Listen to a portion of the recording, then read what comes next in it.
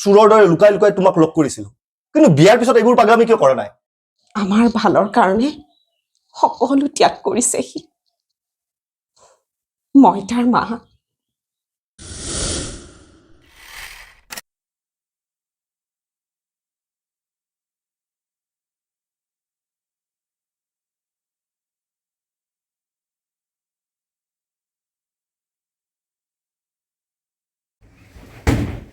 ৰূপা ৰূপাচোন তুমি মোক বাধা দিবলৈ চেষ্টা নকৰিবা নাযাব ৰূপা ভুল নকৰিবা প্লিজ বুজিবলৈ চেষ্টা কৰা একো নুশুনো আৰু বুজিবলৈ বাধ্য নকৰিবা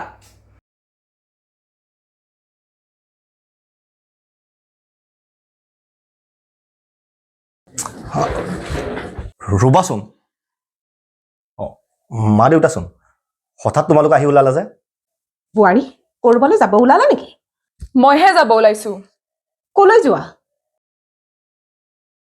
সাৰপ্ৰাইজ দিম বুলি আমি দুয়ো ওলালোহি আহা আহা ভিতৰলৈ আহা আহাচোন আহা আহা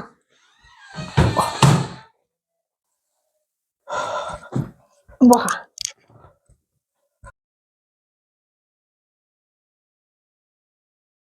কি হৈছে কোৱাচোন মা ৰূপাই মোৰ লগত থাকিব নিবিচাৰে নাথাকো আৰু মই ইয়াৰ লগত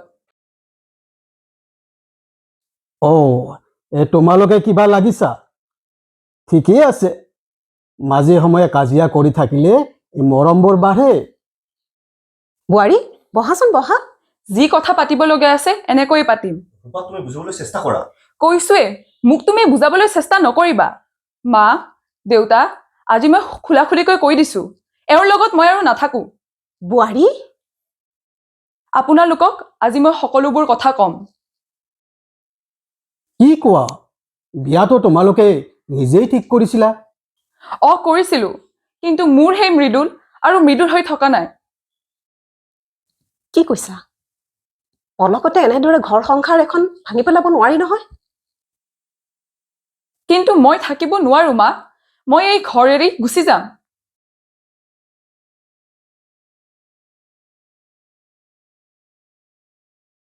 বাবা মৃদুল কি কয় তাৰমানে সঁচাকৈ তুমি নহয় দেউতা মোৰো ক'ব লগা আছে ৰূপাই যাব খুজিছে যাওক মোৰ কোনো আপত্তি নাই শুনিলে তেওঁৰ কথা এওঁ দিনটো অফিচৰ কামত ব্যস্ত থাকি ভাল পায় মই ইয়াত অকলে জ্বলি পুৰি মৰো এওঁৰ সেইবোৰ চিন্তা নাই অফিচৰ পৰা আহি মোৰ লগত কথা নাপাতি মোবাইল লৈ শুই পৰে কিন্তু বিয়াৰ আগতে এওঁ মোৰ পিছত পাগলৰ দৰে ঘূৰি ফুৰিছিল ঘূৰি ফুৰিছিলো পাগলৰ দৰে কাৰণ তেতিয়া তোমাৰ মই প্ৰেমিক আছিলো বাবা কিন্তু এতিয়া কি হ'ল ঘৰত সোমালে এওঁৰ মুখ গোমা হৈ থাকে অফিচত ফূৰ্তিত মজগুল কিন্তু ঘৰত সোমাই কি হৈছে মৃদুল বোৱাৰী এতিয়া এওঁ মোক মুঠেও পাত্তা নিদিয়ে এতিয়া এওঁৰ মোৰ প্ৰয়োজন নাই মই সলনি হৈছো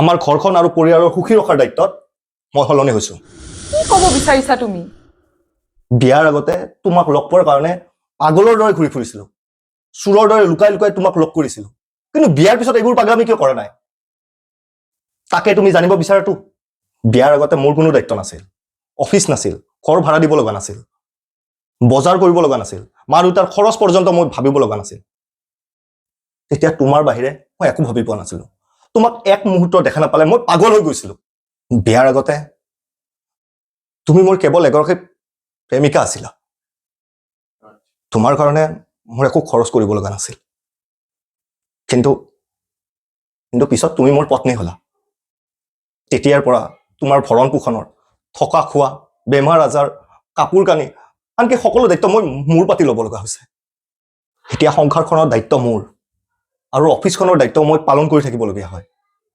তুমিতো সদায় কোৱা মই তোমাৰ কাষতে থাকো অথচ তোমাৰ লগত মই হাঁহি মুখে কথা নাপাতো চেষ্টা কৰো মই বিভিন্ন চিন্তাৰ মাজত তোমাৰ মুখত হাঁহি বিৰিঙাবলৈ মই ৰাতিপুৱা 9টা বজাৰ পৰা 5-6টালৈ অফিচত থাকো আৰু তাৰ মাজতে মই 2-এটা কাম এক্সট্ৰাও কৰো বিভিন্ন কামৰ মাজত দিনটোৰ শেষত মই ভাগৰি পৰো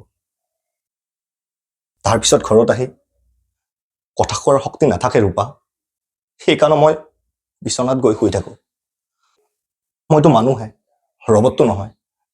সেইকাৰণে মই ক্লান্ত হওঁ।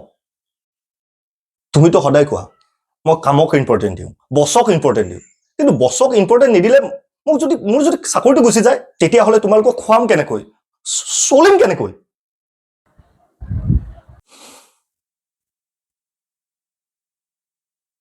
প্ৰেমিকৰ লগত স্বামীক তুলনা নকৰিবা ৰূপা।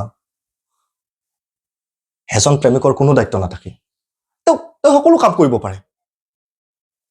এজন স্বামীৰ বহুত দায়িত্ব থাকে, কিন্তু সকলোৱে স্বামীকে দোষাৰোপ কৰে। তুমি যে ক'লা এইবোৰ সকলো স্বামীৰে কথা। মৃদুল, তোমাৰ মায়েৰাও এনেদৰে মোৰ ওপৰত অভিমান কৰিছিল।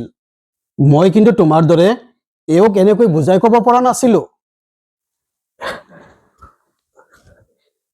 মাজনী, আমাৰ ল'ৰা সলনি হোৱা নাই। তোমাক ভালে ৰখাৰ কাৰণে, আমাৰ এই পৰিয়ালটোক ভালে ৰখাৰ কাৰণে আমি ইয়াক সলনি হ'বলৈ বাধ্য কৰাইছোঁ। একেবাৰে সঁচা কৈছা। সকলোৰে দায়িত্ব মূৰ পাতি লৈ হাঁহিবলৈ পাহৰি গৈছে মোৰ ল'ৰাই। আমাৰ ভালৰ কাৰণে সকলো ত্যাগ কৰিছে সি। মই তাৰ মাক হৈও মই তাক বুজি নাপালো। আমি স্বাৰ্থপৰ বাবা। কেৱল নিজৰটোহে আমি বুজি পাওঁ। আৰু কৰি গৈছো কেৱল অভিযোগ।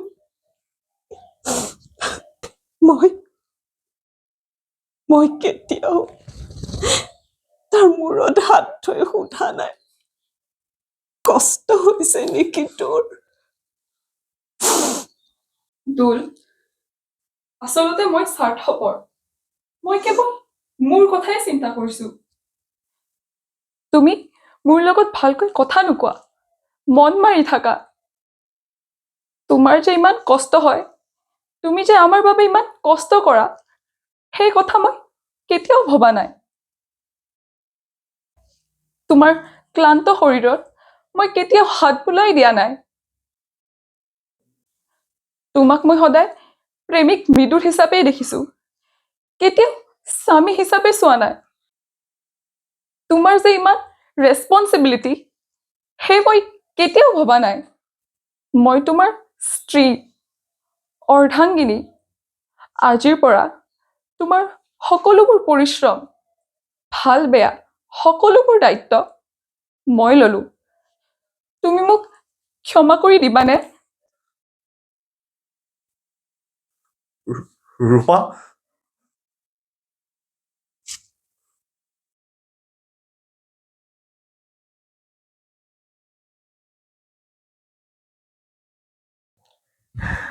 বাবা, ব'লা আমি আজি বাহিৰলৈ যাম। তাতেই আমি সকলোৱে খাম আৰু এটা কেক কাটিম। হ'ব মা। অ, ব'লা।